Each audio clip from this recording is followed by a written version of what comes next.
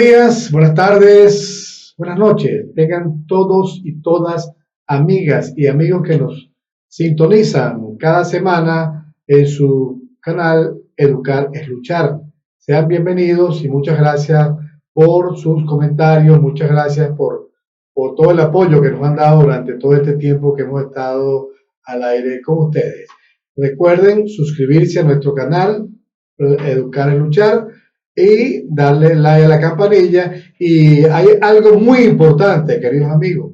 Por favor, envíenos sus comentarios, tal como nos están enviando últimamente, para nosotros nutrirnos de ellos y poder hacer los programas que ustedes realmente necesiten. Hoy tenemos un programa muy importante. El profesor Edgar Machado y su servidor Orlando Alzuro les saludamos cordialmente y tenemos un programa hoy en virtud de que se ha venido hablando mucho en nuestro país, bueno, y a nivel mundial, se habla de la inteligencia artificial, del uso de la tecnología en el aprendizaje, del uso de la tecnología en la educación, y nosotros hemos invitado a una persona que realmente consideramos está suficientemente apta para hablarnos de ese tema, y que es la doctora Elizabeth Sosa, que realmente es una persona graduada en educación, profesora jubilada, pero con alto conocimiento, altos estudios en materia educativa, que nos va a hablar de este tema. Elizabeth, bienvenida a nuestra plataforma Educar es Luchar. Es un placer tenerte acá. Para nosotros es un honor contar con tu presencia y darte las gracias por los minutos que le vas a dedicar, no solamente a nosotros como conductores de esta plataforma, sino a todos los educadores, padres, representantes y a todas las personas que nos ven en Venezuela y en Latinoamérica y en el mundo.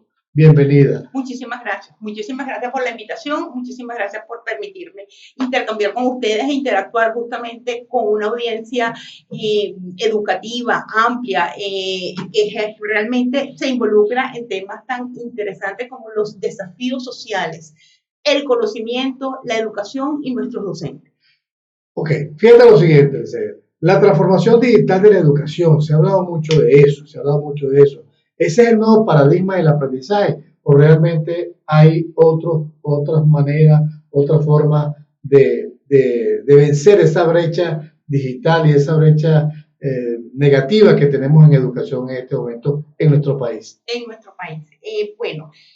Vamos a hablar primero de paradigmas de desarrollo humano. El paradigma de desarrollo humano me permite a mí hablar justamente de la construcción de un conocimiento crítico, colaborativo, interdisciplinario, amplio, integrado, desde tres enfoques fundamentales: la innovación, y en esa innovación vamos a encontrar un proceso de construcción, de disrupción, de generación de nuevas posturas justamente a partir de las demandas sociales, de las realidades sociales, conocimiento desde la pertinencia académica, y la pertinencia quiere decir lo que necesitamos para continuar, para el desarrollo y el efectivo evolución de los entornos sociales. Eso por una parte. Luego tenemos los enfoques tecnológicos y por supuesto es de dominio de todos lo que es la implicación que ha tenido justamente la tecnología desde la perspectiva social, desde la perspectiva profesional, desde la perspectiva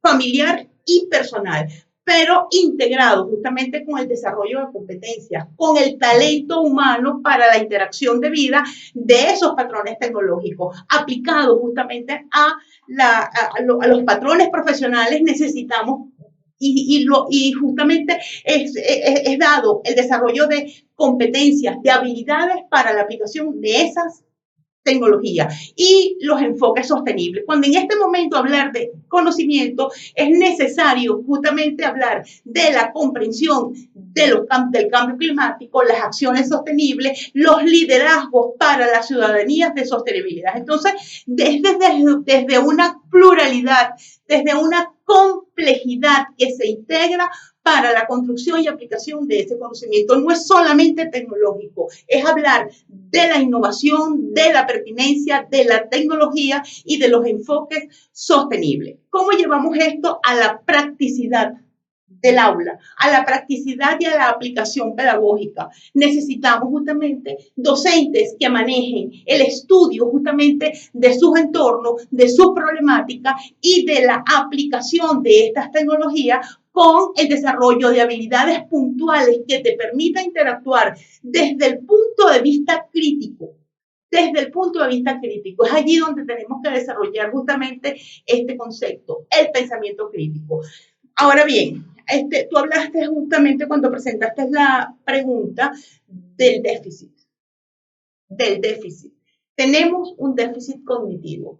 Por supuesto, las estadísticas, la información pública nos dice que nuestros niños, nuestros adolescentes, nuestros jóvenes tienen incompetencias puntuales en materias de lectura, en materias de comprensión de la lectura y de la interacción lingüística en operaciones básicas como la opinión, el parafraseo, el resumen. No saben, no tienen comportamiento frente a un texto. Llevarlo justamente a la dimensión de pensamiento crítico, el mundo, los diálogos regionales. Nosotros justamente identificamos 3 importantes diálogos regionales. El World Economic Forum justamente ha colocado macro tendencias mundiales de lo que significa la dinámica de ese conocimiento. En América Latina tuvimos justamente desde la UNESCO la Conferencia Regional de Educación Superior y justamente agenda desde la perspectiva de las dinámicas sociales lo que estamos señalando, la tecnología y el desarrollo de habilidades puntuales para la aplicación de esa tecnología. Entonces, ¿cómo nosotros salir de la exclusión, de la competitividad a la que estamos obligados en una educación que está reportando esto? La fundación, retomar justamente antiguos planteamientos, Orlando, estudiando el pensamiento de Pedro Vicente Sosa, quien hablaba de el Estado docente como la materia prima estratégica para el desarrollo del conocimiento es justamente un docente. Un país sin profesor es un país que no tiene garantías de conocimiento. Ahora te pregunto, fíjate, tú has hablado del desarrollo cognitivo, has hablado de las estadísticas. Nuestras universidades están formando a ese personal que se necesita para formar a nuestros alumnos, a nuestros niños. Son las universidades las que tienen que, porque yo veo que el déficit no solamente es de los alumnos, es de los profesores, es de los docentes. Es de los docentes. Es de los docentes y allí la preocupación. Fíjate que cada día y cada vez las personas no quieren estudiar educación, se niegan a estudiar educación, ven las estadísticas en el pedagógico, por ejemplo, que se inscriben 6 alumnos en matemáticas, se inscriben 6 alumnos y terminan 2 o 1, o no termina ninguno. Entonces, ¿cómo abordar ese tema? ¿Cómo relacionar el uso de la tecnología con la educación? Bueno, es que allí justamente tenemos 3 conceptos que se van amalgamando con todo lo que tú planteas. En primera instancia, la desvalorización docente. Nosotros vamos a la instancia pública, a la instancia social. El docente, su significación natural es justamente desde el liderazgo. El desarrollo social de un país está en manos de sus maestros, de sus profesores. ¿Cuál es la valorización docente en Venezuela? Eso es importante tenerlo presente para responder esta pregunta. ¿Qué significa ser docente? Cuando tú atacas los beneficios, el salario, las condiciones, entonces tú estás generando un proceso de desprofesionalización. Entonces tienes desvalorización y desprofesionalización. Y una vez que tú desprofesionalizas, entonces justamente ocurre lo que ha ocurrido, el abandono de la profesión docente. Mi padre, Pedro Vicente Sosa, en todos sus discursos hablaba del rescate de la profesión docente. Pero ante un escenario como este, impensado para todos, donde estamos viendo el abandono de la profesión, ¿quiénes son las personas que han sustituido a esos maestros que han abandonado la profesión? Personas que no tienen la Bueno, tenemos entonces un porcentaje importante, el 24% de la población es no profesionalizada. Hablamos de estadísticas. Yo estuve revisando algunas estadísticas no oficiales que nos hablan que nuestra población activa es de 460,000 activos, maestros activos. De ellos están reportando el 24% que es profesionalización, que son profesionales no docentes. Esos profesionales no docentes, ¿cuál es el resultado? Ese resultado no tendrá que ver con esto. Es algo que tenemos que explorar. Ahora, tú me hablas de qué están haciendo las universidades. Lo que pueden, todo. Porque yo te aseguro que los pedagógicos de Venezuela realmente están colocando desde su incapacidad presupuestaria, están poniendo justamente todo, pero es que allí también hay un problema de profesores importantes, de déficit de profesores importantes. Allí también hay un problema de matrícula más aún. Entonces, realmente es un problema muy complejo general, que viene en escala, y va impactando negativamente su escala inferior hasta llegar a donde estamos nosotros. Somos responsables todos. Esto es un problema de perspectiva social, no es de perspectiva unilateral. Estamos hablando de la complejidad, estamos hablando de la integración, estamos hablando de la multisectoralidad, porque cuando hablamos de esquema, de ecosistemas de innovación, estamos hablando de la intersectoralidad. Estamos hablando de los escenarios públicos, de los escenarios privados y estamos hablando de las universidades. Estamos todos llamados a responder al desarrollo y al avance, porque si no estamos condenados a la miseria, a la ignorancia y a la exclusión. Nuestra generación en este momento no está preparada para competir con esa generación que afuera sí se está formando, tecnológica, sostenible y desde la perspectiva del conocimiento. La sociedad de aprendizaje es la materia prima estratégica del desarrollo de un país. Ahora, háblame un poquito.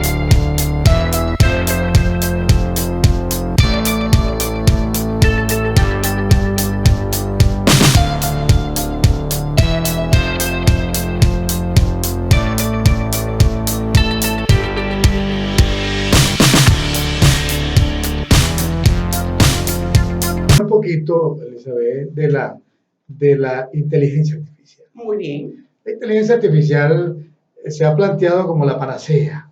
Todo el mundo quiere aprender a utilizar la inteligencia artificial porque es la que te da respuestas que tú realmente la tienes ahí a la mano y no te permite pensar, no te permite razonar.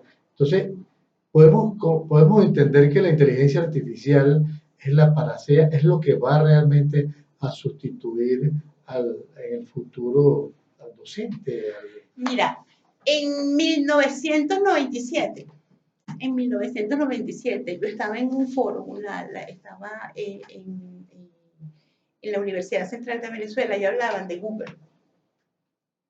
Sí, porque Google, Internet y la gente hablaba... Le dicen el doctor Google. Sí, pero te estoy hablando de 1997, sí. Que el Internet para algunos no era tan necesario como para otros. Hoy en día nadie puede estar sin Internet. De hecho, está declarado un derecho humano. Nadie puede estar, ¡ay, no tengo Internet! Sí. Eso es una cosa necesaria. ¿Y cuál es la inteligencia artificial? Esas son justamente herramientas que se van incorporando y que van evolucionando. Fíjate que antes nosotros hablábamos de la alfabetismo digital. Eso fue un concepto 2005, 2006. Claro. Después hablábamos de las brechas digitales. En este momento estamos hablando del desarrollo digital. Hablamos de fintech, que son las finanzas tecnológicas. Estamos hablando de las inteligencias artificiales en todas sus expresiones. Estamos hablando de la big data. Estamos hablando de las redes sociales. No porque mis redes, no porque consúltame. Fíjate justamente el streaming como una posibilidad de televisión que antes no teníamos. Entonces, todo eso son herramientas que se van incorporando en las dinámicas sociales. Estoy justamente cuando hablo de esa dinámica y de ese avance positivo del conocimiento, está incluido esto. ¿Qué pasa con las inteligencias y la educación? Es que tenemos que prepararnos, formarnos justamente para el manejo de esa herramienta. No es copiar y pegar, no es hacer una pregunta y entonces generar. la formulación de los prompts, que justamente es el arma, es la manera metodológica de desarrollar conocimiento y de interactuar con ese conocimiento. Tenemos que preparar a nuestros estudiantes para la formulación de prompts, tenemos que preparar a nuestros estudiantes para analizar la emisión de esa información e interactuar con ella. Pero ¿cómo lo preparamos? Pero lo preparamos. Pues si realmente los docentes no están formados para preparar a los muchachos, a los estudiantes en ese tipo de... Estado docente. Estado docente, Estado docente. Nosotros tenemos que ir hacia el Estado docente como una prioridad nacional, estratégica nacional. Repito, un país sin docente es un país que no tiene conocimiento y no podremos estar hablando de inteligencia artificial si no tenemos preparados a nuestros docentes para la dinámica y para los desafíos del conocimiento en la actualidad. Nuestros docentes tienen que estar en permanente desarrollo. Si nosotros detenemos esto, aplastamos esto, no podemos hablar de lo demás. No podemos hablar de docentes por un lado y de conocimiento de otro. Eso es un binomio que se integra. Claro, por supuesto que eso es parte de la formación. Es que esa es la preocupación nuestra. La preocupación es esa, que realmente cuando tú hablas de los no profesionalizados, los docentes no profesionalizados, creo que te quedas corta con esas cifras. Creo que te quedas corta. Yo creo que en este momento hay una deserción mucho más alta. Mucho más alta. Pero esas estadísticas, ¿dónde están? ¿Quién las tiene? ¿Cómo las podemos nosotros? Bueno, realmente son difíciles de conseguir porque no hay memoria y cuenta. No hay memoria. No hay información oficial, sino que uno, por ejemplo, en los gremios, nosotros los sindicatos nuestros nos dicen, mira, hay escuelas donde renuncian todos. Ayer oía precisamente a una docente decir que una escuela del estado Sucre renunciaron todos y dejaron la escuela. Bueno, mi respetado colega Tulio Ramírez de la Universidad Católica Andrés Bello advierte que para 2032 no va a haber profesores en Venezuela, porque el egreso más el índice de renuncia y de deserción, vamos a quedarnos en cero. Es correcto, o sea, yo creo que la educación está en crisis por eso, entre otras cosas por eso, porque realmente yo oí al ministro en estos días decir que bueno, que el desgaste físico que tiene un docente es grande, muy grande, y entre otras cosas decía, bueno, ¿cómo nos vamos a jubilar tan joven cuando realmente estamos en una etapa productiva? Pero yo digo, bueno, porque cuando tú cumples tu ciclo de docente, son 25 años de servicio, o sea, ¿con qué motivación tú te quedas allí si realmente tienes un salario que no te alcanza? Eso te iba a decir. No tienes falta de seguridad social, tienes persecución, tienes acoso. Realmente las personas que están en los cargos directivos realmente no tienen la formación adecuada como para dirigir el proceso educativo, sino si te caigo mal, si tú me caes mal, yo te persigo hasta sacarte y levantarte un expediente. Entonces, ese tipo de cosas también atentan contra todo esto que tú estás diciendo, que yo creo que ojalá pudiéramos llegar allí pronto. Bueno, es el ideal. Y justo un poco alcanzando tu comentario, señor ministro, a lo mejor es correcto que una persona de 45 años no debe jubilarse. A lo mejor él tiene razón. Pero antes de discutir si tiene o no razón sobre la edad cierta para la jubilación, hay otros temas más importantes. ¿Cuáles son esos temas? Las condiciones de trabajo de un docente. La reprofesionalización. Eso es fundamental, una acción necesaria en el próximo año escolar y en los venideros. La reprofesionalización docente, como la recertificación de competencias, de habilidades, un poco en atención a todo el enfoque tecnológico y sostenible. Tenemos que formarnos, tenemos que desarrollar, recertificar nuestros conocimientos para justamente alcanzar las dinámicas que nos rodean en toda la región. Todos esos mecanismos que nos permiten el desarrollo, el avance, es lo que nosotros tenemos en este momento. El reglamento del ejercicio de la profesión docente. Bueno, el sistema meritocrático. Se apartó a un lado y entonces no se eliminó, sustituyó. porque eso está eliminado y eso lo sustituyó la Ley Orgánica de Educación, y un capítulo especial justamente habla de el ejercicio de la profesión docente, y donde hay el sistema meritocrático. Hay que volver a ese sistema meritocrático, hay que desarrollar los cursos y las planificaciones curriculares que realmente le permitan a nuestros docentes el desarrollo de habilidades y de competencias para estar a tono con la dinámica del conocimiento actual. Eso es correcto. Fíjate lo siguiente, hay un aspecto muy importante que yo particularmente, yo le doy mucha importancia a eso. Quizá como orientador que soy, creo mucho en eso, que es el proceso de socialización. El proceso de socialización de un alumno es parte de su formación académica, es parte de su formación personal. Ese proceso, ese de verte cara a cara, ese de tocarte, darte la mano, de abrazarte, eso puede ser sustituido por la tecnología. No, jamás. El cara a cara.